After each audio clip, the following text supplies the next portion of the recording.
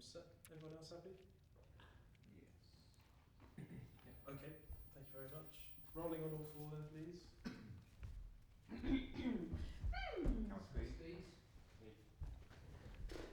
Everyone see this?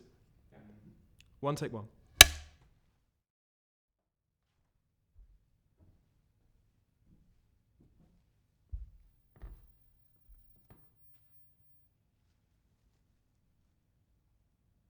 I was in a house last night that was bombed. My own. It isn't something that made me lose confidence in what I'm doing. Because my wife understands. And I have children. And even in their young age, they understand.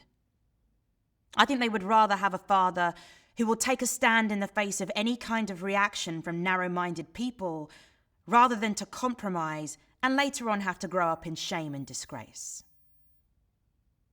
Whenever you and I are discussing our problems, we need to be very objective, very cool, calm, collected. But that doesn't mean we should always be. There's a time to be cool and a time to be hot. There's a time to love and a time to hate. I was on a plane between Algiers and Geneva, and it just happened that two other Americans were sitting in the two seats next to me. None of us knew each other, and the other two were white, one a male, the other a female. And after we had been flying along for about 40 minutes, the lady, she says, "Can I ask you a personal question?" And I said, "Yeah." She said, she'd been looking at my briefcase, and she said, "What kind of last name could you have that begins with X?" So I said, "That's it, X." And she said, "Well, what does the M stand for?" And I said, "Malcolm." So she was quiet for about 10 minutes. And she turned to me and she says, "You're not Malcolm X." You see, we had been riding along in a nice conversation like three human beings. No hostility, no animosity, just human. And she couldn't take this. She said, "Well, you're not what I was imagining." And she ended up telling me that she was imagining horns and all that, and someone who was out to kill all white people. As if all white people could be killed. So before I get involved in anything nowadays, I have to straighten out my position, which is clear. I am not a racist in any form whatsoever. I don't believe in any form of racism. I don't believe in any form of discrimination or segregation. I believe in Islam. I'm a Muslim. And there's nothing wrong with being a Muslim, nothing wrong with the religion of Islam. The yardstick that is used by the Muslim to measure another man is not the man's color, but the man's deeds, the man's conscious behavior, the man's intentions. And when you use that as a standard of measurement or judgment, you never go wrong. I'm not in a society that practices brotherhood. I'm in a society that might preach it on a Sunday, but don't practice it on any day. It is a society controlled primarily by racists and segregationists who are in positions of power. They exercise forms of brutal oppression against dark-skinned people in any place on this earth where they're trying to exploit and oppress. They are violent when their interests are at stake.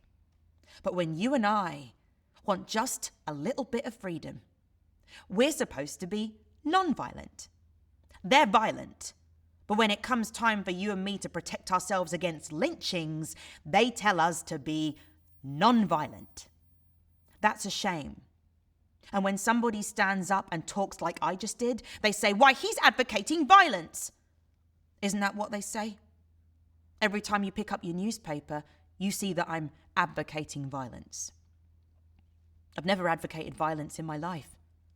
I've only said that black people who are the victims of organized violence perpetrated upon us, we should defend ourselves. I wouldn't call on anybody to be violent without a cause. But I think the black man in this country above and beyond people all over the world, will be more justified when he stands up and starts to protect himself, no matter how many necks he has to break and heads he has to crack. I saw on the television where they took this black woman down in Selma, Alabama, knocked her right down on the ground, dragging her down the street. You saw it. You're trying to pretend like you didn't see it because you knew you should have done something about it and didn't. It showed the sheriff and his henchmen throwing this black woman on the ground. On the ground. And Negro men standing around doing nothing about it, saying, well, let's overcome them with our capacity to love. What kind of phrase is that? Overcome them with our capacity to love. And then it disgraces the rest of us. Because all over the world, the picture is splashed, showing a black woman with some white brutes with their knees on her, holding her down, and full-grown black men standing around watching it.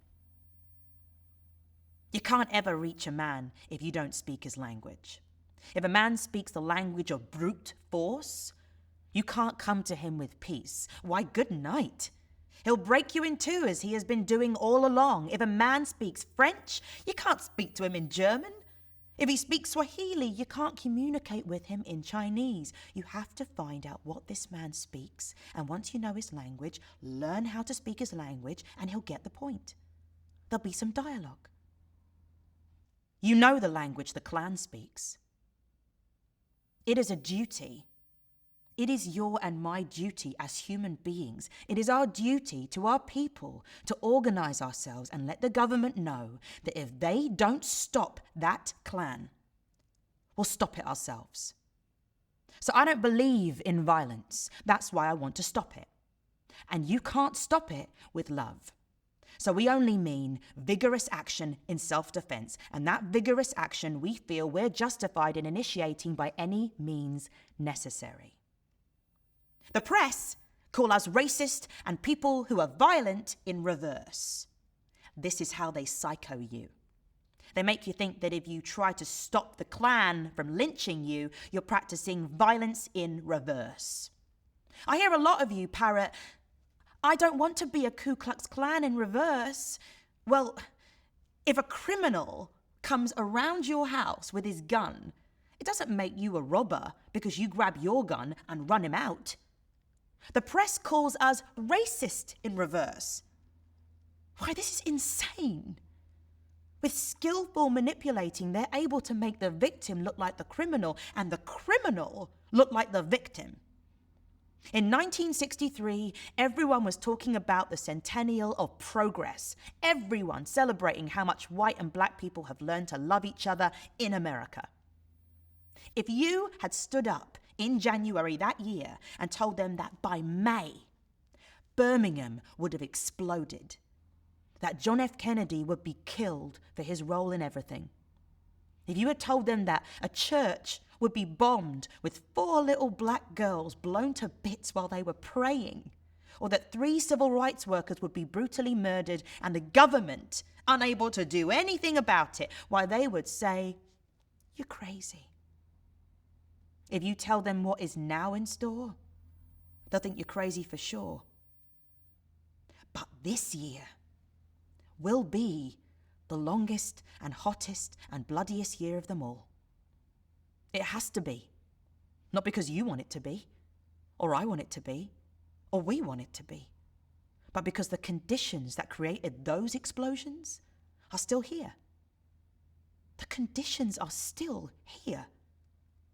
You can't say that you're not going to have an explosion when you leave the conditions, the ingredients, still here. As long as those ingredients, explosive ingredients, remain, then you're going to have the potential for explosion on your hands.